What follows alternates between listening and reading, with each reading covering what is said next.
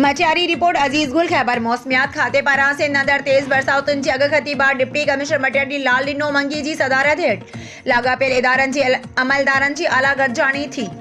जंहिंमें कंहिं बि इम्कानी हंगामे सूरत हाल खे मुंहुं ॾियण लाइ ज़िले अंदरि हाई अलर्ट जारी। पब्लिक हेल्थ इंजीनियरिंग बल्दियाती इदारनि म्यूनिसिपल टाउन इंतज़ामिया खे नालियुनि जी खाटी ऐं सफ़ाई सुथराई जा कम तुरत बुनियाद ते करण, डी वाटरिंग मशीनरी फ़ाल करण जूं हिदायतूं जारी कयूं वयूं आहिनि। डीसी कॉम्प्लेक्स में तूफ़ानी बरसातिन खां अॻुवाट इंतजाम मुकम्मल करण जे हवाले सां थियल गॾिजाणी में assistant commissioner Matiari Abdul Sattar Shaikh, assistant commissioner Saeedabad Saud Khan Lund, district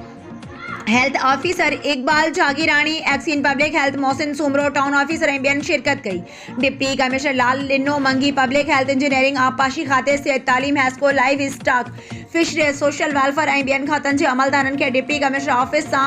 मरबूत राब्तो क़ाइमु कंदे अलर्ट रहण, हेडक्वार्टर में पंहिंजी मौजूदगी खे यकीनी बणाइण ऐं पंहिंजो मोबाइल फ़ोन हर वक़्तु खुलियल रखण जी हिदायत कई त जीअं हंगामे सूरत हाल खे बर वक़्तु मुंहुं ॾियण में का बि ॾुखियाई पेश न अचे।